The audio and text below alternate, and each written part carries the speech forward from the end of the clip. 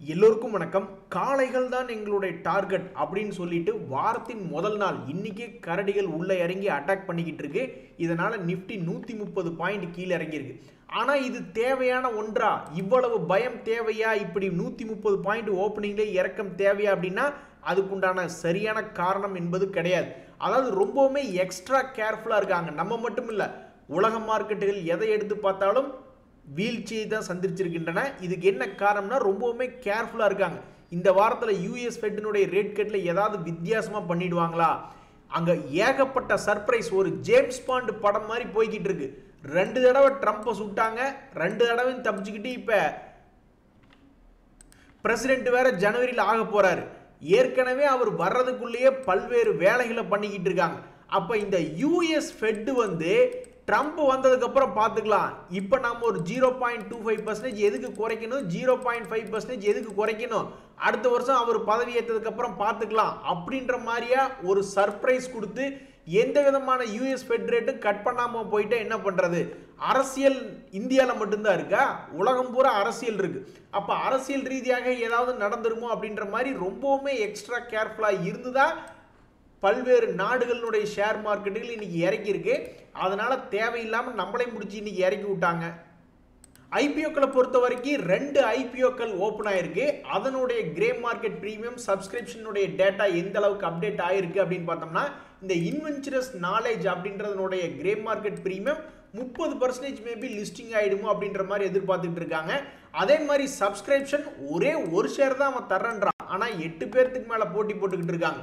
அதே மாதிரி இந்த இன்டர்நேஷனல் ஜெமாலஜிக்கல் இன்ஸ்டிடியூட் அப்படின்ற ஐபிஓனுடைய கிரே மார்க்கெட் பிரீமியம் அப்படின்னு பார்க்கும்போது சுமாரான ஒரு கிரே மார்க்கெட் பிரீமியம் தான். மேபி ஒரு 20% லாபத்தில் இது லிஸ்ட் ஆகுமோ அப்படின்ற மாதிரி எதிர்பார்த்துக்கிட்டு இருக்காங்க. இதனுடைய வரவேற்பு தற்போதைக்கு அதுவும் முடிஞ்சிருச்சு. ஒரு ஷேர் அப்ளை பண்றாங்க, கொடுக்குறாங்க அப்படின்னு ரீட்டைல் கேட்டகரியில் பார்த்தா ஆல்ரெடி 2 பேர் போட்டி போட்டுக்கிட்டு இருக்காங்க. இதனுடைய டேட்டுகள் 16 டிசம்பர்ல ஒன்று முடியுது. அதாவது இன்னைக்கு முடியறது இன்வென்ச்சரஸ் நாலேஜ், நாளைக்கு முடியறது இன்டர்நேஷனல் ஜெமாலஜிக்கல்.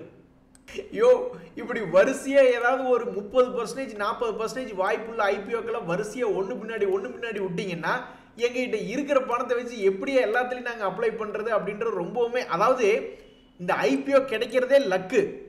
அந்த லக்கும் அதிகமாக கிடைக்கணுங்கிறதுக்காக பல பேர்த்தினுடைய அக்கௌண்ட்ல அப்ளை பண்ணிக்கிட்டு இருக்காங்க. இப்போ அதையும் கெடுத்து விடுற மாதிரி ஏகப்பட்ட நல்ல ஐபிஓக்கள் ஒரே சமயத்தில் குவியும் பொழுது ரொம்பவுமே சிரமமாகிறது. நண்பர்களே, நீங்க நினைச்சிட்டு இருக்கீங்க இதெல்லாம் ஒரு சின்ன விஷயமா அப்படின்னு. ஆனா கோடியா சம்பாதிக்கிறாங்க நண்பர்களே. இந்த ஐபிஓக்கள் கிடைக்கிறவங்க எல்லாம் நம்ம விடுங்க, நம்மளுக்கு ஏதோ ஒரு லாட்டை தூக்கி கொடுக்குறாங்க. ஆனா பெரிய ஆளுகளுக்கு எத்தனை பர்சன்டேஜ் கிடைக்கும், அந்த ப்ரொமோட்டருக்கு எத்தனை கிடைக்கும், அந்த ஏங்கர் இன்வெஸ்டர்ஸ்க்கு எத்தனை கோடிகள் கிடைக்கும். ஸோ ஐபிஓ என்னும் இடம் மிகப்பெரிய பணம் சம்பாதிக்கக்கூடிய இடம். ஆனால் நம்மளுக்கு அதில் கிள்ளி கொடுக்குற மாதிரி கொடுக்குறாங்க. சரி, அப்படி கொடுக்குறதாவது கரெக்டாக ப்ராசஸ் ஃபாலோ பண்ணி ஒரு நாளைக்கு ஒரு ஐபிஓ அப்படின்ற மாதிரி கொடுத்தா இப்போ அவங்கெல்லாம் என்ன 1 வருஷம் 6 மாதம் எல்லாம் வெயிட் பண்ணி தான் லிஸ்டிங்க்கு வர்றாங்க. இன்னொரு 4-5 நாள் பொறுத்து ஆகாதா? இதெல்லாம் செபிதான் தலையிட்டு இதில் ஏதாவது ஒரு உதவி செய்யணும். நண்பர்களே, இன்னைக்கு ஷேர் மார்க்கெட்டில் 3 முக்கியமான செய்திகள் இருக்கு.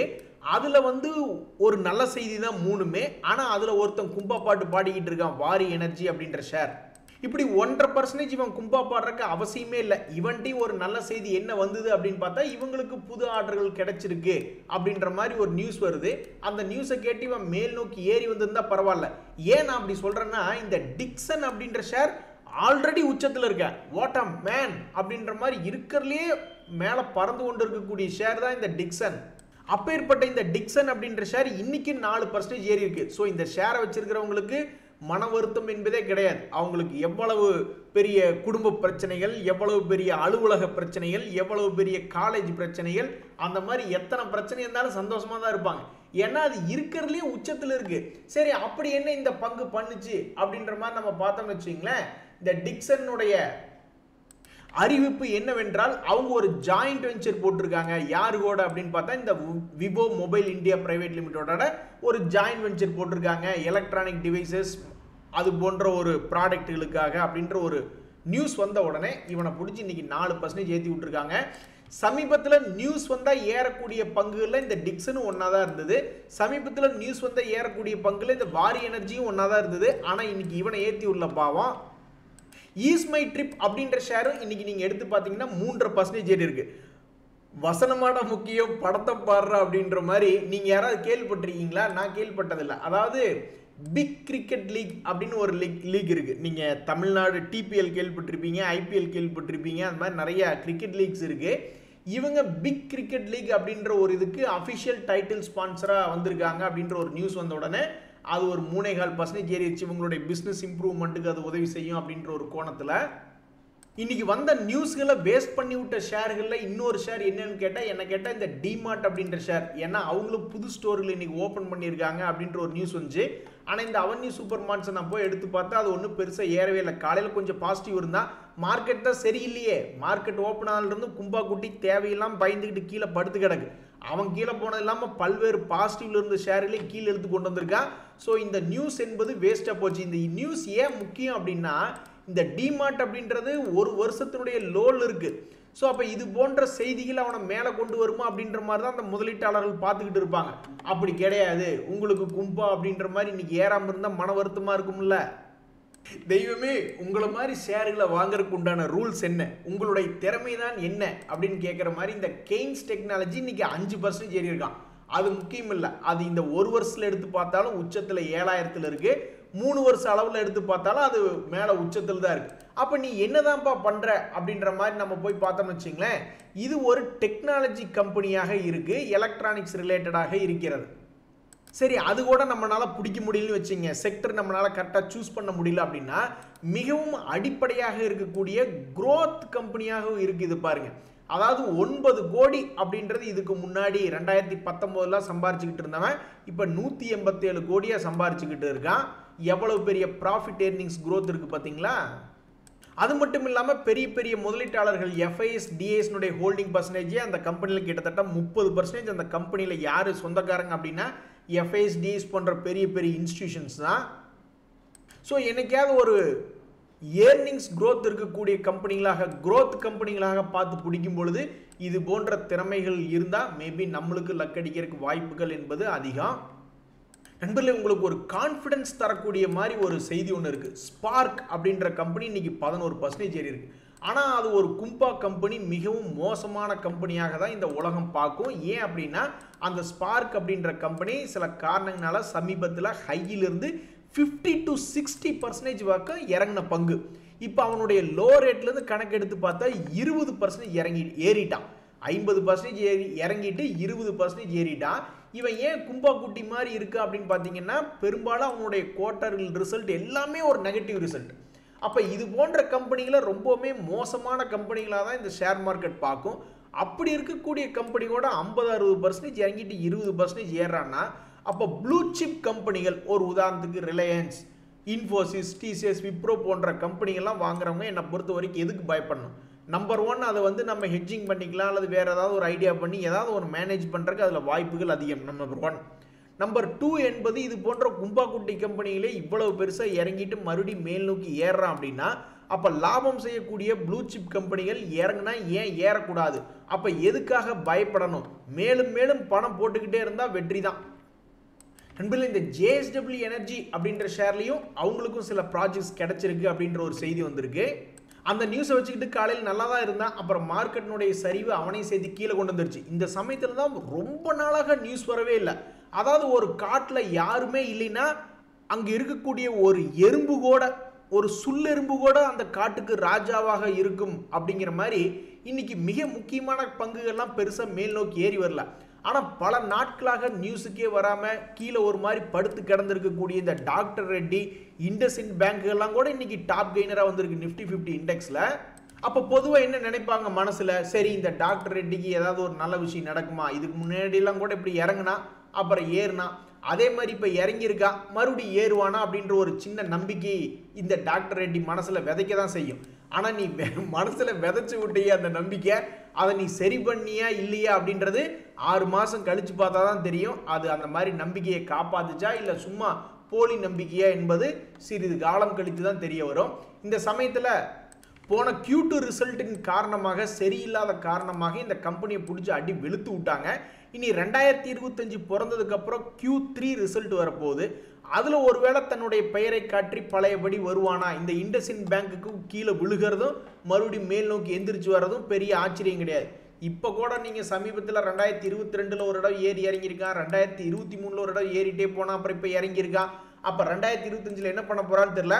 ஸோ இந்த இண்டஸ்இண்ட் பேங்க் ரொம்ப நாளாக செய்திகளில் வராமல் இன்னைக்கு டாப் கெய்னராக நிஃப்டி 50 இண்டெக்ஸ் டாப் கெய்னராக வந்து இன்னைக்கு யாரும் இல்லாத காட்டில் ஒரு சிற்றெரும்பு அரசனானான் அப்படின்ற மாதிரி ஆகிப்போச்சு.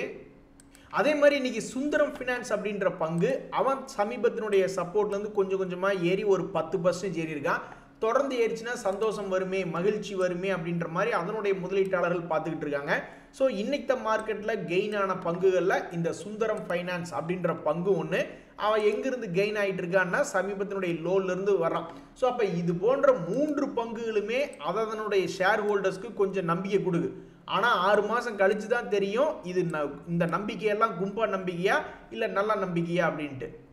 அட கடவுளே, அந்த லிஸ்ட் இன்னும் முடியல. ரொம்ப நாளாக ஏறாத பங்குகளில் இன்னைக்கு 2 பங்குகள் மேல் நோக்கி ஏறி ஷேர் ஹோல்டர்ஸ்க்கு மறுபடியும் மகிழ்ச்சி என்பது கொடுத்த பங்குகளில் இன்னொரு 2 பங்குகள் இருக்கு. அதில் ஒரு பங்கு என்ன அப்படின்னு பார்த்தீங்கன்னா இந்த NIACL அப்படின்ற பங்கு, நியூ இந்தியா அஷூரன்ஸ் அப்படின்ற பங்கு. இவனு வந்து சமீபத்தில் என்ன பண்ணியிருக்கு அப்படின்னு பார்த்தீங்கன்னா ஒரு சின்ன லோன்லேருந்து 160 ரூபாயிலிருந்து 210 ரூபா வந்திருக்கு. அதெல்லாம் பத்தாது, இவன்லாம் 300 ரூபாயிலிருந்து கீழே ஃபாலோ ஆயிருக்கான். மறுபடியும் 310 320 போவானா அப்படின்றத பொறுத்து இருந்தால் பார்க்கணும். அதே மாதிரி 5 ஸ்டார் என்னும் பங்கு அவனு இன்னைக்கு திடீர்னு கொஞ்சம் ஷார்ப்பாக மேல் நோக்கி ஏறி வந்து அந்த முதலீட்டாளருக்கு சந்தோஷத்தை கொடுத்துருக்கான். மறுபடியும் தொடர்ந்து அவனுடைய பழைய ரேட் 1000க்கு பக்கத்தில் வருமா அப்படின்றது ஒரு கேள்விக்குறியாக இருக்கு. 2023 இவன் இந்த மாதிரி வேலை தான் பண்ணியிருக்கான். பெருசாக ஏறுவான், அப்புறம் பெருசாக இறங்குவான், அப்புறம் பெருசாக ஏறுவான், அப்புறம் பெருசாக இறங்குவான். 2025 ஒரு 6 மாதம் அல்லது ஒரு வருஷம் கழிச்சு பார்க்கும்பொழுது மறுபடியும் மகிழ்ச்சி வருமா அப்படின்றத பொறுத்து இருந்து தான் பார்க்கணும். ஓ மை காட், இங்கே பாருங்க நண்பர்களே, போனஸ் கொடுக்கறதுனுடைய சக்தியை பாருங்க. போனஸ் கொடுக்குறப்ப அறிவிக்கிறாங்க, அந்த அறிவிப்பு வந்தோடனே நல்ல ஷேர்கள் என்ன பண்ணுது, அப்போ கொஞ்சம் ரேலி ஆயிடுது. அப்புறம் போனஸ் கொடுத்ததுக்கு அப்புறமும் கொஞ்சம் ஏறான், ஒருவேளை கீழே இறங்கினாலும் மறுபடியும் அந்த பழைய ஹையை தாண்டான். அப்போ இதுக்கு முன்னாடி 3000 ரூபா ரேஞ்சு தான் இருந்தது ஒரு ஷேரினுடைய விலை. நான் நினைக்கிறேன் 3000மோ அதுக்கு கம்மியாக தான் இங்கேயும் சுற்றிக்கிட்டு இருந்தது. அதை வந்து 2 ஷேராக பண்ணி விட்டாங்க. இப்போ வந்து விலை ஆல்மோஸ்ட் 2000 ரூபா, வாழ்க்கையினுடைய உச்சியில் CDSL போய்கிட்டு இருக்கு. அப்போ 2 ஷேர் பண்ணி விட்டாங்க. அப்போ இப்போ டோட்டல் வேல்யூன்னு பார்க்கும்போது 4000 ரூபா. அசால்ட்டாக, மிக அசால்ட்டாக 25% மேலே சம்பாரிச்சு கொடுத்துருக்கா. போனஸ் அறிவிச்சதுக்கப்புறம் 30-40% மேலே சம்பாரிச்சு கொடுத்துருக்கா இந்த CDSL. நீ வாழ்க அப்படின்ற மாதிரி சொல்லிக்க வேண்டியது தான் நண்பர்களே. இது போன்ற சில கம்பெனிகள்லாம் மேல் நோக்கி வருமா அப்படின்னு இப்போ தான் பார்த்துக்கிட்டு இருக்காங்க. ஆனால் பாதி கிணற தாண்டிய பங்குகள் சிலது இருக்கு. இவங்கெல்லாம் ஆல்ரெடி அட்வான்ஸாக ஓடி வந்து பாதி கிணற தாண்டிட்டாங்க. இப்போ இதுக்கு முன்னாடி பார்த்த சில பங்குகள் இந்த லோ பக்கத்தில் சுற்றிக்கிட்டு இருக்கானுங்க. ஒருவேளை பழைய ஹை வருமோ அப்படின்ற மாதிரி ஷேர் ஹோல்டர்ஸ் எதிர்பார்த்துக்கிட்டு இருக்காங்க. ஆனால் அவங்களுக்கு முன்னாடி சில பங்குகள் ஏறி வந்தது. அதில் இந்த பஜாஜ் ஃபைனான்ஸ் ஒன்று. பாதி கிணறு தாண்டிட்டான், இன்னொரு 1000 ரூபா ஏறிட்டேனாக்கா மீதி கிணறையும் தாண்டிடுவான். அதே மாதிரி தான் இந்த ABB இந்தியா அப்படின்ற பங்கு. அவனு வந்து ஆல்மோஸ்ட் ஒரு பாதி கிணறை தாண்டிட்டான், கரெக்டாக சென்டரில் இருக்கான். மீதி கிணறையும் தாண்டிட்டா அந்த ஷேர் வச்சிருக்கிறவங்களுக்கு ஒரு மகிழ்ச்சி என்பது வரும்.